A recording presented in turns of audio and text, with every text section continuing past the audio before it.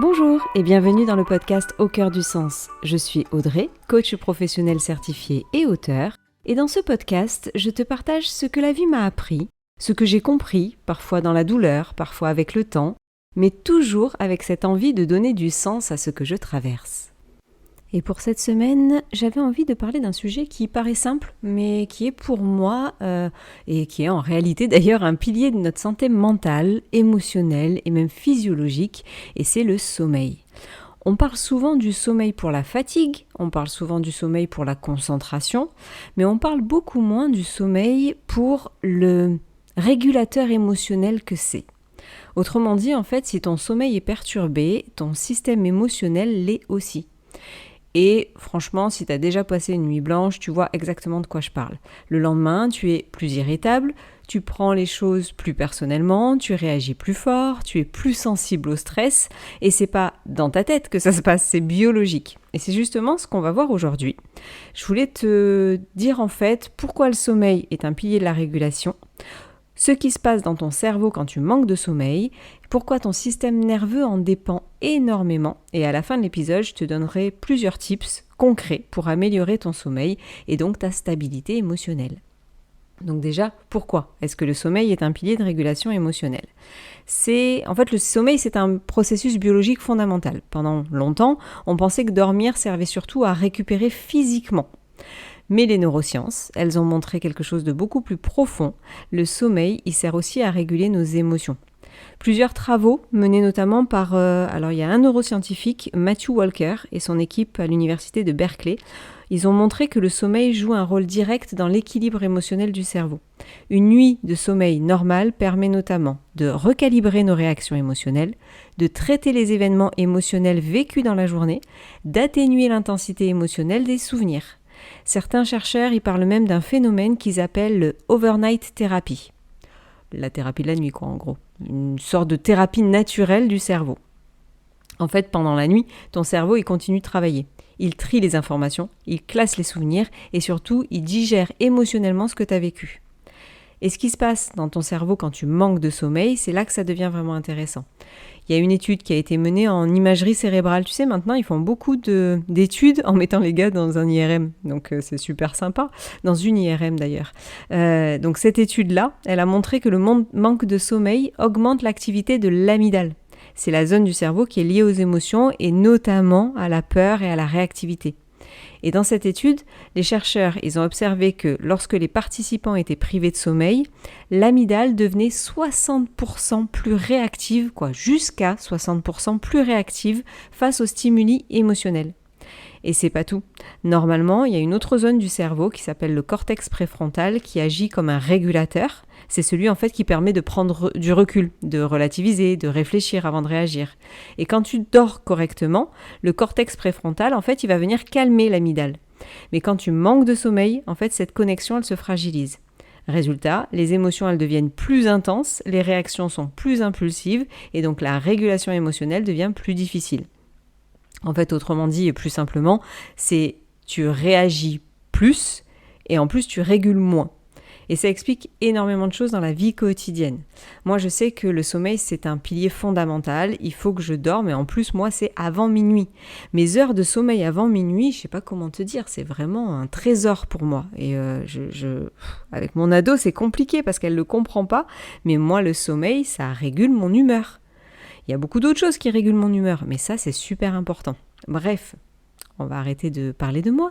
Le sommeil, en fait, tu vas voir qu'il joue aussi un rôle important dans le traitement des souvenirs émotionnels.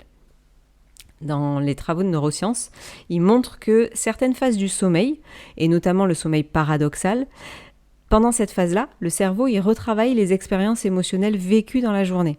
C'est comme si en fait le cerveau faisait deux choses à la fois. Il garde l'information, il la met dans les souvenirs et il diminue la charge émotionnelle associée. C'est pour ça que certaines situations paraissent moins lourdes le lendemain matin. Tu sais, ou même quand on te dit si tu dois prendre une décision émotionnelle assez forte, la nuit porte conseil, tu la connais cette expression. En fait, c'est vraiment le cerveau, il va venir Il va venir en fait apaiser un peu cette émotion-là derrière la décision qu'il y a à prendre. Et je pense que tu as déjà vécu ça, tu te couches stressé, inquiet, en boucle dans tes pensées, et le lendemain, c'est plus aussi intense. C'est pas que le problème a disparu, c'est parce que ton cerveau, pendant le sommeil, il a traité l'émotion. Pendant la nuit, le gars, il bosse encore. Et là, j'ai envie de faire un lien avec l'épisode du podcast sur le système nerveux autonome. Je te mettrai le lien dans la description. En fait, je t'invite d'ailleurs à l'écouter, cet épisode, si tu ne l'as pas déjà fait. Le sommeil, c'est un pilier de régulation du système nerveux autonome. Pour faire simple, ton système nerveux possède 2 grands modes. Le mode sympathique, qui est le mode activation, stress, vigilance, action, et le mode récupération, le parasympathique. Je ne sais pas si tu as déjà entendu parler de ces 2 branches-là. C'est plus complexe, mais j'essaie de te la faire un peu courte. Et ce mode parasympathique, c'est le repos, la digestion, la réparation. Et le sommeil, c'est le moment où le corps peut vraiment basculer en mode récupération profonde. Pendant le sommeil, il faut savoir que la fréquence cardiaque ralentit. La pression artérielle diminue. Le système parasympathique, du coup, il prend le relais. C'est vraiment une phase de régulation biologique. Et quand le sommeil il est insuffisant ou fragmenté, tu sais, quand tu te réveilles là toute la nuit, en fait le système nerveux il reste plus longtemps en mode alerte. Et au fur et à mesure du temps, je ne te parle pas d'une nuit, mais quand ça va durer longtemps, ça favorise l'irritabilité, l'anxiété, le stress chronique, la fatigue émotionnelle. En fait, c'est pas juste une question de repos, c'est une question d'équilibre neurobiologique. J'avais envie de te partager ensuite les signes que ton sommeil impacte tes émotions. Parce que parfois on ne fait pas le lien. Mais certains signes sont très révélateurs. Tu peux te demander si tu es plus irritable quand tu dors mal, si tu te sens submergé émotionnellement plus facilement, si tu prends les critiques plus personnellement, ou si tu as plus de pensées négatives. Si c'est le cas, c'est peut-être pas uniquement psychologique. Ça peut être physiologique. Le cerveau fatigué, il régule moins bien les émotions.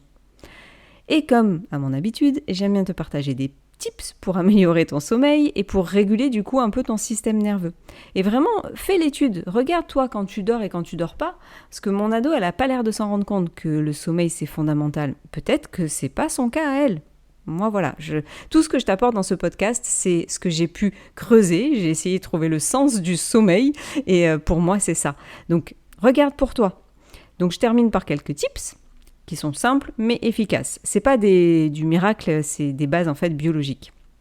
D'abord, le premier tips, stabilise ton heure de coucher et de lever. Ton cerveau, il faut savoir qu'il adore la régularité. Alors c'est pas souvent simple, tu vois, avec mon ado, on fait suivant ses cours. Là, cette année, il y a beaucoup de jours où il faut se lever à 6h30. On n'a pas le choix, donc on essaye de réguler, mais du coup, on se couche plus tôt. Du coup, si tu peux, comme ton cerveau, il adore cette fameuse régularité. Que ton horloge interne, elle fonctionne grâce à ce qu'on appelle le rythme circadien. Si tu te couches et tu te lèves à des horaires très variables, en fait, ton cerveau, il va plus savoir quand produire les hormones du sommeil, la fameuse mélatonine. Donc, essaye de garder un horaire relativement stable. Et je suis désolée, mais même le week-end. Alors, ça enchèvre ma fille, mais c'est pas parce qu'on est en week-end que je vais me coucher à 3h du mat. Non, ma régulation émotionnelle, elle se fait sur la durée. Donc effectivement, essayez de garder, je te dis pas de te coucher à 10h comme les poules tous les jours. Moi, c'est ce que j'adore faire, mais bon, voilà. Mais avoir une certaine régularité. On le fait pour les enfants, c'est ça qui est terrible. On sait que c'est bon le sommeil et que c'est important le sommeil. Bon, après, on oublie un peu les bases. Ensuite, le tips numéro 2, c'est de s'exposer à la lumière naturelle le matin. Alors, ça dépend où tu habites, ça dépend comment tu vis. Mais la lumière du jour, c'est le principal régulateur de l'horloge biologique. 10 à 20 minutes de lumière naturelle le matin, ça permet d'envoyer un signal clair au cerveau, la journée commence. Et ça améliore la qualité du sommeil le soir. En fait, c'est un cercle vertueux tout ça. C'est-à-dire que plus tu t'occupes de ton sommeil, plus ton sommeil va s'occuper de toi. Donc ça pareil, c'est si tu peux. Moi j'essaye de sortir, je ne reste pas 10 minutes, j'ai pas 10 minutes. Je me lève déjà à 6h30, je vais pas me lever à 6h pour aller voir le soleil. D'ailleurs, il n'est pas encore sorti pour l'instant. Ensuite, le tips numéro 3, celui-ci il revient un peu à l'épisode sur les écrans, c'est de réduire les écrans avant le coucher. Pourquoi ? En fait, la fameuse lumière bleue que les écrans émettent et qui bloque la production de mélatonine. La mélatonine, c'est l'hormone qui indique au cerveau qu'il est temps de dormir. Donc idéalement, pas d'écran, de 30 à 60 minutes avant de dormir. Et le tips numéro 4, quoique du coup j'en ai prévu un 5e, mais bon, le tips numéro 4, ce serait de créer un rituel de transition. Le cerveau, comme je te l'ai dit tout à l'heure, il aime les routines, les choses un peu cadrées. Et tu peux créer un petit rituel qui indique à ton corps que la journée se termine, que ce soit de la lecture, de la respiration, un étirement ou même un jeu de société.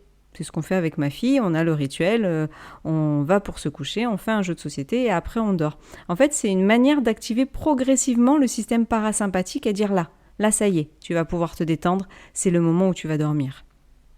Et le dernier tips que j'avais quand même envie de te partager, si toutefois, tu as un cerveau qui rumine. Tu sais, le truc où tu tournes en boucle avant de te coucher. Parce qu'il faut savoir que dès que tu te couches, il y a tout qui s'apaise et donc il y a tout qui remonte. C'est le gros bordel. C'est comme l'eau d'un lac. C'est-à-dire que tout est en bordel et après, ça s'apaise. Sauf que là, ça descend pas dans le fond du lac, ça remonte à ta conscience.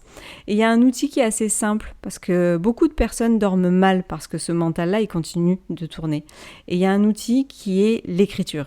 Le soir, d'écrire en fait, avant de monter, moi c'est parce que les chambres sont à l'étage, avant de monter pour avoir le rituel du soir, c'est que si j'ai des choses qui m'inquiètent, qui me préoccupent, ce que je dois faire demain, tout ce qui tourne en boucle, je l'écris. Je l'écris pour sortir en fait les pensées de ma tête et ça permet de relâcher une pression cognitive.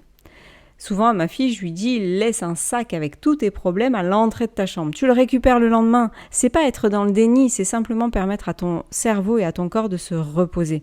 Parce que le sommeil, c'est pas une perte de temps. Le sommeil, c'est un outil biologique de régulation. Émotionnelle, physique, tout ce que tu veux. C'est vraiment quelque chose de fondamental. Pendant la nuit, donc je te répète en gros, ton cerveau, il trie les souvenirs, il régule les émotions, il restaure l'équilibre du système nerveux. Et parfois, la meilleure chose en fait que tu puisses faire pour ta santé mentale, c'est de ne pas réfléchir plus. C'est juste pour dormir mieux. Voilà. Si toutefois l'épisode t'a plu, n'hésite pas à le partager autour de toi. L'importance du sommeil, on le répète. Et d'ailleurs, si tu m'écoutes depuis un petit moment, j'avais déjà fait un épisode sur le sommeil et sur son pouvoir oublié parce que je trouvais ça très très important à l'époque. C'était en juin 2025, si jamais tu veux réécouter l'épisode, parce que je dis pas forcément la même chose non plus, mais je trouve que là, en ce moment, c'est important. Le repos de notre cerveau est très important. La sursollicitation qu'on a, que ce soit par les actualités ou par les réseaux tout simplement, le sommeil est quelque chose qu'il ne faut vraiment pas oublier. Donc voilà, c'est tout pour cette semaine. Je te souhaite une bonne journée ou une bonne soirée et je te dis à la semaine prochaine pour un nouvel épisode.